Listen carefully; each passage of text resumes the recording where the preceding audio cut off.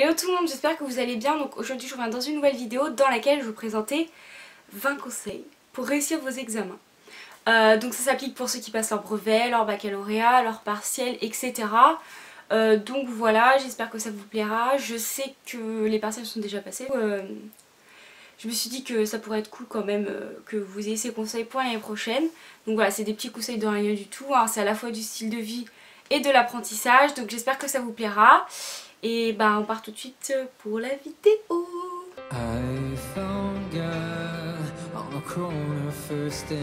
On va commencer avec les conseils donc, qui sont quelques semaines voire quelques mois avant les examens qui seront à appliquer. Donc le conseil numéro 1 c'est surtout de bien écouter en classe et de poser des questions. Je sais que c'est un peu rabat-joie que tout le monde le dit. Et puis qu'il y en a tout simplement qui sont un peu timides et qui n'osent pas le faire, mais pourtant c'est très important de le faire puisque s'il y a des notions que vous ne comprenez pas maintenant, vous ne les comprendrez certainement pas quand vous réviserez vos fiches. Donc c'est très important de poser des questions. Voilà, je sais que vous pouvez poser des questions aussi à vos amis s'ils comprennent mieux le cours que vous. Donc voilà, surtout bien écouter en classe, c'est là qu'on apprend quand même un maximum d'informations, le fait d'écouter le prof parler et vous dire le cours, à la fois de l'écrire, c'est très important. Le conseil numéro 2, ça va être de relire ses cours le week-end ou le soir quand vous avez le temps. Je sais que quand vous êtes lycéen ou collégien, vous avez beaucoup de devoirs le soir. Perso à la fac, j'en ai plus tout simplement, donc voilà, c'est plus facile pour gérer son temps, réécrire ses cours, les imprimer, etc. Et donc c'est plus facile pour relire ses cours. Je dois avouer que c'est quelque chose que je ne fais quasiment jamais, hein. Voilà, ça m'arrive de le faire le week-end ou quand j'ai des contrôles, bah, tout simplement d'apprendre, hein. Mais voilà, c'est quelque chose que je fais rarement et pourtant c'est très important puisque ça nous aide tout simplement à mieux assimiler les notions du cours. Le troisième conseil, ça va être de réécrire ses cours, de les réciter et de refaire les exercices. Voilà, tout simplement pour apprendre avec tous ses sens. C'est très important de réécrire ses cours. Pour certains, moi peut-être moins, faire des fiches ça m'aide à apprendre, mais voilà. Les réciter peut-être ça m'aide à mieux les apprendre. Mais faire des exercices est très important pour certaines matières telles que les mathématiques, où si on ne s'entraîne pas, il est très difficile d'assimiler des méthodes de calcul, etc. Le quatrième conseil que je peux vous donner, ça va être de faire des schémas généraux à la fin de vos cours, ou de faire des résumés. Moi dans certaines matières, certains professeurs le faisaient, dans d'autres non. Donc voilà, je pense que c'est quelque chose d'assez important à faire à chaque fin de cours, donc pendant la période scolaire, avant les examens, de faire un résumé du cours, voilà, avec les notions importantes, par exemple les définitions, et de faire les schémas aussi, ou alors de faire le cours sous forme de schéma. Je sais que je le faisais en 3ème avec un prof d'histoire, donc voilà, c'est très important de faire ce genre de choses pour nous aider à mieux apprendre. Ensuite, le cinquième conseil que je peux vous donner, c'est de s'entraîner à l'aide de cartes mémoire. Voilà, que vous avez confectionné par vous-même, ou de vous tester à l'aide de petits quiz que vous pouvez trouver soit sur internet pour les matières un peu basiques, ou que vous pouvez vous faire tout simplement vous-même en fait, vous poser des questions sur le cours à vous-même et apprendre à y répondre. Pour les cartes mémoire, voilà, c'est assez facile. Vous prenez des petits cartons blancs de cette taille là et sur une face vous allez questionner, donc mettre la question et derrière mettre la réponse, et vous, voilà, vous entraînez avec ces cartes. Je trouve ça vraiment très sympa et très ludique. Et ça permet aussi d'apprendre autrement en s'amusant. Donc voilà. Le sixième conseil que je peux vous donner, et qui est selon moi un des conseils primordiaux, c'est de faire un planning et de mettre tel jour j'apprends telle matière, pour être sûr au moins d'apprendre toutes les matières. C'est-à-dire que vous avez par exemple 30 jours pour apprendre, et ben vous vous débrouillez pour caser toutes les matières, tous les chapitres surtout, voilà, dans vos 30 jours, ce qui vous permet d'apprendre et aussi de vous donner des objectifs pour vous obliger entre guillemets à apprendre voilà, certains chapitres. Donc voilà, planning très important. Le septième conseil que j'ai à vous donner, ça va être de ne surtout pas apprendre une matière en une fois. C'est-à-dire qu'il faut apprendre une matière en plusieurs fois, sur plusieurs jours. Ne surtout pas se dire aujourd'hui je fais telle matière, demain je fais telle matière, etc. Non, ne faites surtout pas ça. Votre cerveau va s'ennuyer. Voilà, vous allez vite vouloir passer à autre chose, arrêter parce que ça va vous saouler, clairement.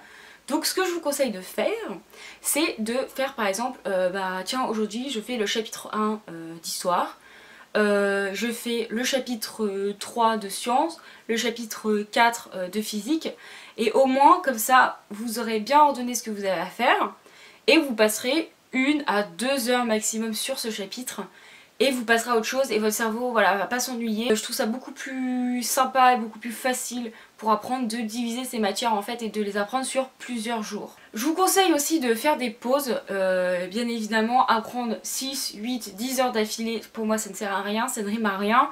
Votre cerveau au bout de 1 ou 2 heures il est complètement fatigué, donc voilà, faites des pauses de 1/4 d'heure, voilà, toutes les 1 ou 2 heures pour être sûr que votre cerveau, voilà, il s'aère un peu, parce que là, après il va plus vouloir apprendre, il va plus vouloir accumuler d'informations.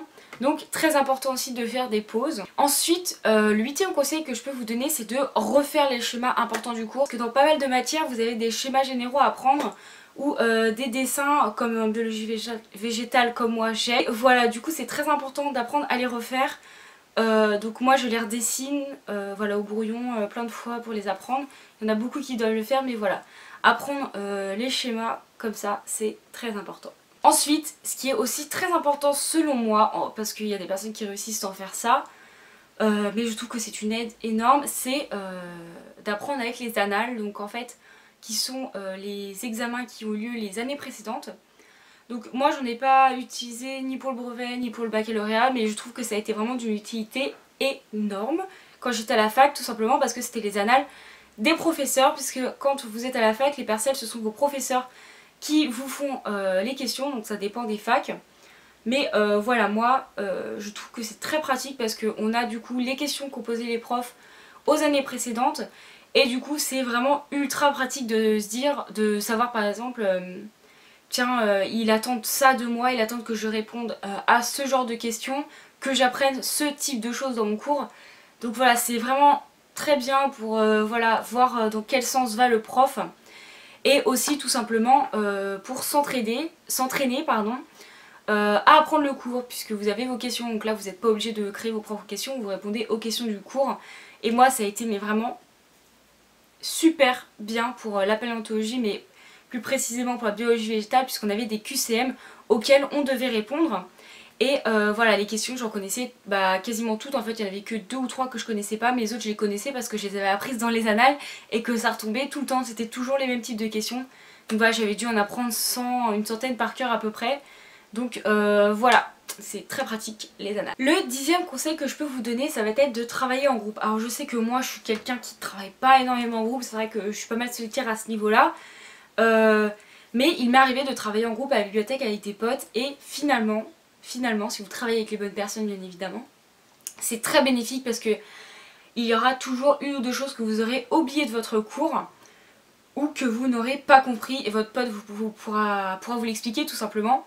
Donc voilà, et vous pourrez aussi l'aider dans certaines choses qu'il ne comprend pas. Le fait de expliquer à votre ami une partie du cours vous permet de vous la remémorer et de l'apprendre plus facilement. Et aussi le fait que vos amis vous expliquent le cours permet d'avoir une deuxième approche du cours en fait, en plus de ce que votre prof vous a expliqué. Voilà, moi je sais que souvent je vais faire des recherches sur internet pour des choses que j'ai pas tout à fait compris, et ça m'aide vachement en fait. Donc voilà, je trouve que ça peut être très bénéfique. Ensuite, le 11e conseil que je peux vous donner, c'est de s'enregistrer en récitant le cours. Voilà, et de l'écouter en dormant. Alors, je sais que c'est un peu chiant, moi c'est quelque chose que je ne fais pas, mais pour certaines personnes ça marche. Ça leur permet d'apprendre plus facilement le fait de s'écouter en train de dormir. Donc voilà, est-ce que ça marche, est-ce que ça marche pas, je ne sais pas. Le 12e conseil que je vais vous donner, c'est de relire son cours avant d'aller se coucher. Donc celui-là il est vraiment universel, ce conseil là. Voilà, c'est vraiment moi, c'est ce qui m'a permis d'apprendre parfois des choses que je n'arrivais pas du tout à apprendre, tout simplement, qui me saoulaient. Je les apprenais, enfin je les lisais vite fait avant d'aller dormir, et ça me permettait le lendemain de les connaître, puisque votre cerveau va travailler la nuit là-dessus. Donc voilà, ça c'est un conseil rapide, net et précis. Le deuxième conseil que je peux vous donner, ça va être de travailler le matin. Alors je sais, il y en a beaucoup qui vont crier parce qu'ils vont me dire oui, moi je travaille le soir et tout, j'arrive pas à travailler le matin, moi j'apprends hyper bien le soir. Ça dépend des personnes, clairement. Moi je sais que le soir, je suis fatiguée de ma journée, ça m'est arrivé de travailler le soir, des fois ça m'arrive, des fois j'ai envie de travailler le soir, mais c'est assez rare. C'est vrai que le soir j'ai plutôt envie de me poser devant un film, tout ça, de me reposer après, après avoir effectué ma journée. Donc voilà, moi c'est un conseil, travailler le matin, après, voilà, c'est vraiment pour moi la meilleure des choses pour pouvoir apprendre. Et aussi étaler tout simplement votre temps de travail, puisque voilà, le soir vous pouvez pas travailler sans cet temps non plus. Alors que là vous aurez la matinée et l'après-midi pour travailler. Donc maintenant on va passer aux conseils qui vont concerner la veille et le jour des examens. Donc déjà, le 14e conseil que je vais vous donner, ça va être de dormir au moins 7 à 8 heures par nuit les jours qui précèdent les examens. Ça va permettre de plus vous concentrer, de ne pas être fatigué lors de vos examens parce que généralement ça tombe en été le plus souvent et des fois même pas en été s'il fait hyper chaud dans la salle, c'est affreux. Donc en plus de ça, avoir mal à la tête, tout ça, être fatigué, enfin c'est un tout, mais moi je vous conseille de vraiment bien dormir, de dormir au moins 7 heures. Le 15e conseil que je vais vous donner, ça va être pour s'aider à s'endormir, tout simplement parce que, on le sait tous, beaucoup sont stressés avant la veille des examens. Donc pour s'aider à s'endormir, tout simplement regarder un petit film après avoir révisé. Ça sert à rien de réviser jusqu'à minuit ou je ne sais quelle heure et puis de rater à la fois votre nuit, de pas avoir le sommeil, tout ça, de pas avoir le cerveau reposé. Vous regardez un petit film avec une boisson chaude, un petit chocolat, un thé ou je ne sais quoi. Et ça va vous aider à vous relaxer et à vous endormir. Le 16e conseil, ça va être le jour des examens, de prendre un bon petit déjeuner le matin. C'est vrai que c'est quelque chose de très important. Voilà, d'avoir quelque chose de consistant dans le ventre. Donc moi généralement ce que je fais, c'est que je prends un bol de céréales, plus précisément du muesli, avec un petit smoothie, un jus d'orange, quelque chose qui donne à la fois la pêche et qui cale bien pour pas avoir le ventre qui gargouille en plein milieu des examens. Donc voilà, prenez le plein de vitamines et d'énergie pour attaquer vos examens. Et en plus de ça, je vous conseille de prendre quand même quelques barres de céréales et à boire au cas où vous ayez un petit creux. Le conseil numéro 17 qui est très important aussi, c'est de préparer ses affaires la veille. Donc là je parle pas de préparer vos t-shirts, jeans, etc. Mais de préparer tout simplement tout ce dont vous aurez besoin le jour de vos examens. Parce que si le matin vous êtes un peu dans le coltard, vous êtes un peu fatigué, tout ça, et vous pensez pas à tout, vous allez être très embêté si vous vous retrouvez sans carte étudiante ou sans stylo. Donc préparez bien tout ça, carte étudiante, carte d'identité au cas où on sait jamais, la convocation par exemple pour le baccalauréat, tout ça, les stylos, les règles, les stabilos, tout ce dont vous avez besoin, préparez-les bien en avance, mettez tout ensemble, réunissez tout dans votre sac et au moins ça c'est fait, vous savez que vous partez déjà avec des bonnes bases. Le conseil numéro 18, ça va être d'éviter, comme je le disais avant, de réviser la veille parce que ça c'est quelque chose à ne pas faire. Quand je parle de la veille, c'est la veille au soir, hein. Le mieux c'est quand même la veille de pas réviser en entier. Moi je sais que c'est quelque chose que je respecte pas, mais voilà, de pas réviser, d'essayer de vous détendre pour penser à autre chose que les examens parce que voilà, ça va vous stresser encore plus, donc c'est quelque chose qui est à éviter. Ensuite le conseil numéro 19, ça va être de ne surtout pas douter de ses capacités puisque si vous avez suivi tout ce que je vous ai dit et qu'en général vous êtes quelqu'un qui apprenait, qui est consciencieux, vous n'avez pas de soucis à vous faire, donc vous n'avez pas à stresser. Voilà, vous avez fait votre maximum pour tout apprendre, donc il n'y a pas de quoi stresser, pas de quoi de se dire je vais rater, etc. Non, voilà, si vous avez appris, vous devez être sûr de vous, vous devez avoir confiance en vous. Dites-vous que vous n'auriez pas pu faire mieux de toute façon, donc allez-y serein. De toute façon, dites-vous que c'est trop tard. Ensuite, le dernier conseil que j'ai à vous donner, c'est de prévoir une marche et d'arriver en avance. Alors je sais que c'est pas trop un conseil pour certains, mais moi c'est quelque chose que je vous conseille parce que arriver en retard, je crois qu'il n'y a pas pire comme stress. Là vous êtes sûr de foirer. Si vous arrivez en retard, vous êtes sûr de foirer parce que vous allez penser à tout et n'importe quoi. Donc arrivez en avance. Moi généralement j'arrive une demi-heure, une heure en avance aux salles parce que s'il y a un problème de tram, de bus ou autre, voilà, vous ne pourrez pas revenir en arrière et là vous serez vraiment très embêté, ça va vous donner du stress. Donc voilà. Et moi je peux aussi vous dire que heureusement que j'arrive en avance parce qu'une fois je n'étais pas sur les listes tout simplement d'examen. Donc enfin pour une matière j'étais pas sur les listes, donc en gros bah j'avais pas à passer l'examen quoi. Alors que c'était un examen que j'avais à passer, donc voilà, le fait que je sois arrivée en avance quand même m'a conditionné pour aller voir bah, la scolarité, les profs, etc. Donc voilà tout le monde, j'espère que cette vidéo vous aura plu. N'hésitez pas à mettre un petit like et à me dire dans les commentaires si vous avez des conseils en plus à donner aux gens qui vont passer leurs examens. Donc voilà, bah je vous fais plein de gros bisous et à la prochaine. Bye!